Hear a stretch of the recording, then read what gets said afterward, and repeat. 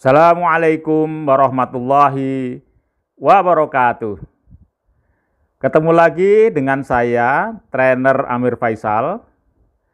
Kalau Anda ingin tahu lebih banyak tentang saya, Anda bisa ketik trainer Amir Faisal di Google. Nanti di sana Anda bisa membaca kurikulum vitae saya dan juga blog-blog saya. Atau kalau Anda ingin belajar di platform digital saya yang lain, Anda bisa juga ketik trainer Amir Faisal tetapi di Facebook.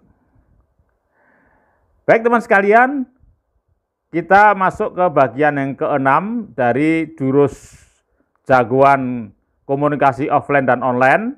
Ya, kita hari ini akan bahas bagaimana membaca temperamen dan kepribadian seseorang ya dalam hitungan menit ya, sehingga dengan kita bisa membaca temperamen dan kepribadian orang itu, maka kita segera bisa kemarin itu mempacing ya, masih ingat bagian kelima bahwa di dalam komunikasi kita harus membangun repo ya. Salah satu cara membangun repo adalah kita bisa membaca temperamen dan kepribadian lawan bicara, supaya kita bisa membangun hubungan yang komunikasi yang frekuensinya sama. Nah, seperti itu. Nah, jadi seperti dalam gambar itu, di situ ada 3 temperamen ya, 3 temperamen. Ini dalam tempo singkat kita bisa baca ya. Ya, dalam gambar itu, yaitu yang atas adalah tipe red ya, tipe red ya. Nanti seperti apa akan saya jelaskan ya. Kemudian jadi red ini ekstrim yang pertama. Kemudian yang kedua adalah tipe green. Ya, green itu ekstrim yang kedua. Nah, di tengahnya itu adalah tipe blue. Teman sekalian, jadi nanti kalau Anda ingin lebih detail lagi ya membaca tentang bagaimana berkomunikasi secara offline secara offline dan online ini ya, secara inside out ya, itu Anda bisa membaca di buku di atas saya ini, sebelah kanan atas saya ini ya. Anda bisa baca di situ, maka di situ lengkap sekali ya, buku itu semuanya isinya adalah praktek. Jadi yang saya sampaikan di sini hanya sebagian saja ya. Oke teman sekalian, jadi tipe red ya. Tipe red itu adalah seperti gambarnya itu, sampai telinganya keluar asap ya, karena kepalanya panas. Jadi orang ini memang orang yang tipe panas, red ini panas ya. Apa ciri khas dari tipe red itu? Tipe red itu bisa dengan mudah dibaca. Jadi begini, cara membacanya begini. Tipe red itu Anda sendiri juga nanti bisa mengukur diri sendiri, Anda termasuk red apa green ya, apa blue ya. Dari tipe red itu indikatornya kalau ada orang berbicara ya, ada 2 orang berbicara, misalnya si A berbicara, itu si A itu baru berbicara 2-3 kata, si B langsung dia nyaut, justru dia B-nya nanti lebih banyak yang berbicara ya. Nah, itu adalah B itu tipe red. Nah, seperti Anda juga bisa mengukur bagaimana perasaan Anda ketika ada orang berbicara pada Anda. Seperti apa rasanya? Kalau Anda begitu mendengar baru sedikit orang itu mengucapkan sesuatu, Anda segera ingin ya, begitu kuatnya naluri ingin segera menimpali ya, segera menjawab, segera menjelaskan, itu berarti Anda termasuk tipe red. Nah, mudah kan? Jadi seperti itu aja. Jadi orangnya tidak tahan ya, dia ingin segera justru dirinya yang didengar. Nah, itu tipe red. Nah, sedangkan ekstrim satunya adalah tipe green. Ya, tipe green ini sebaliknya. Tipe green ini tipe yang sejuk, dingin ya malahan ya. Jadi tipe green ini dia bahkan semakin ekstrim, dia kalau tidak kita tanya, dia cuma ngangguk-ngangguk aja, dia diam saja. Jadi dia cerita lama gitu, dia hanya senyum-senyum aja gitu. Baru setelah kita tanya gimana pendapat Anda, baru dia ngomong, ya. Seperti itu adalah tipe green. Nah, ini Anda sendiri juga bisa mengukur apakah Anda tipe red apa green, ya. Kalau Anda misalnya orang yang tipe suka menunggu tadi ya, menunggu orang bicara, didengerin, Anda adalah pendengar, penyabar ya, pendengar yang baik, maka Anda adalah tipe green. Nah, tipe blue adalah tengah-tengahnya. Jadi ya dia tidak terlalu red tapi juga tidak terlalu green, ya, tipe moderat lah seperti itu. Nah, sekarang pertanyaannya, kalau misalnya Anda seorang marketer ya, marketers ya, itu Anda lebih suka ketemu dengan tipe green atau tipe red? Nah, tentu Anda tahu jawabannya, Anda lebih suka dengan tipe red. Nah, tipe green ini susah, jadi tidak bisa, susah untuk digali. Justru kalau orang itu, ya ini prinsip para marketers ya, ini kalau customer itu banyak ngomong itu kita lebih mudah ya menggali motivasi pembelian itu lebih mudah.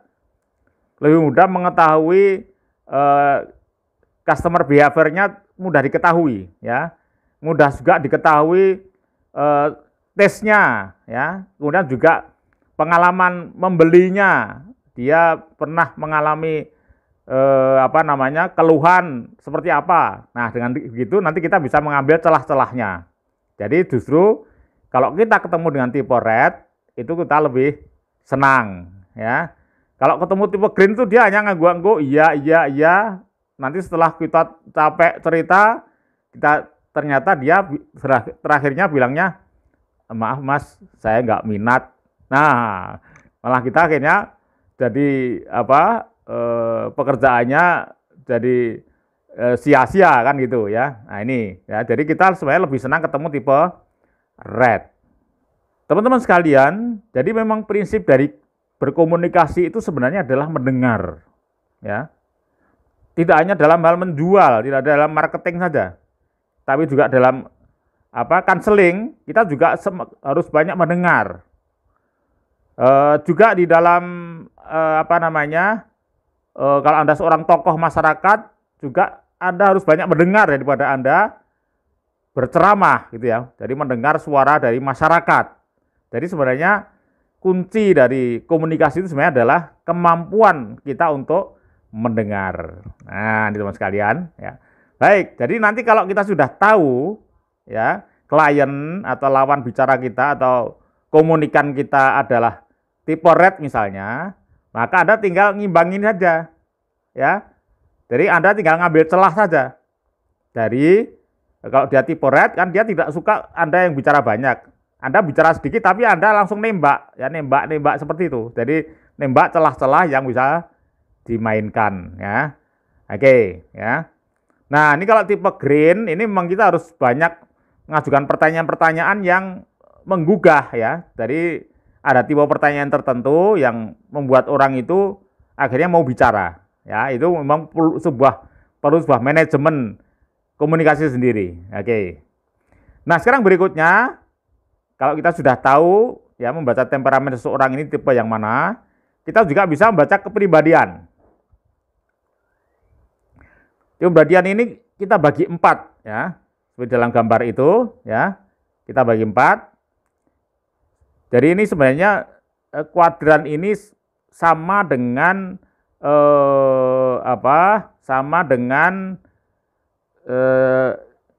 struktur otak kita ya, sama dengan anatomi otak kita. Jadi otak yang atas ya, otak korteks adalah otak logik ya, otak logik. Kemudian otak yang di bawah ya itu adalah otak emosional, ya berada di bawah ya. Nah, ini maksudnya adalah ini tipe yang atas, yang di kuadran yang atas itu ya. Yang di atas itu adalah yang sebelah kiri ya, kiri atas adalah tipe analis ya. Tipe analis itu adalah orang kalau setiap apa yang dibicarakan selalu dianalisa. Seperti itu ya. Kan banyak kan orang segala macam dianalisa. Bahkan mungkin teman di grup WA Anda tentu juga ada orang seperti itu ya. Jadi segala sesuatu dianalisa. Nah, seperti itu. Ini adalah tipe analis. Yang kedua adalah tipe pengatur. Ya, ini sebelah kanan ya, sebelah kanan atas ya, itu otak pengatur. Jadi otak pengatur ini dia gayanya gaya seorang raja, gaya seorang bos seperti itu ya. Nah, tentu saja ini tidak berkaitan dengan kedudukan seseorang di masyarakat atau di perusahaan. Ini memang sudah tipe seperti itu ya. Tipenya dia selalu ingin ngatur orang ya. Seperti itu. Kemudian sekarang yang di kanan bawah. Kanan bawah itu tipe sosial. Jadi orang ini lebih suka bicara hal yang ya cerita-cerita tentang situasi sekarang ini ya. Seperti itu. Jadi dia lebih banyak suka ngobrol hal-hal yang sifatnya kemasyarakatan ya. Kejadian-kejadian di masyarakat ya, seperti itu. Itu tipe sosial. Kemudian juga orang ini biasanya, tipe sosial ini biasanya dia pinter bergaul ya, pinter bergaul orangnya ya. Kemudian sekarang yang kiri bawah itu adalah tipe bersahabat, friendly ya, friendly ya. Untuk yang bawah ini saya kira dalam hal kita berkomunikasi tidak begitu banyak hambatan ya, tidak begitu banyak hambatan. Cuman yang di bawah ini kalau untuk para marketers ya, marketers ini tentu dia harus pintar-pintar memanajemeni pembicaraan ya. Kalau tidak nanti dia waktunya habis hanya untuk ngobrol ya, karena yang orang yang tipe di bawah ini adalah memang tipe suka orang yang banyak teman seperti itu ya. Jadi kalau dia ikutin terus mungkin dia sehari bekerja hanya dapat misalnya hari itu orang tipe sosial sama bersahabatnya 2 saja sudah setengah hari bisa habis ya, kalau tidak pintar kendalikan konten dari komunikasi ya. Nah sekarang kita bicara tentang yang tipe kiri atas. Kalau Anda ketemu dengan tipe kiri atas ya, tentu saja ini untuk kalau misalnya Anda menghadapi klien atau Anda seorang marketers itu tentu saja Anda tidak boleh ketemu dengan orang itu tangan kosong. Maksudnya tangan kosong apa? Anda tidak punya data. Ya, jadi Anda harus bawa data, kemudian Anda bawa brosur ya, bawa company profile dan seterusnya. Ya. Jadi ketika dia bicara, Anda dengarkan saja.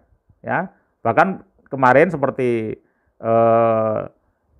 bagian yang kelima ya, jangan lupa dalam merepo itu Anda ketemu orang seperti itu, Anda puji aja. Wah, Bapak ini luar biasa ya. Analisanya luar biasa seperti itu ya. Saya harus banyak berguru pada Bapak dan seterusnya. Ya, kemudian ketika dia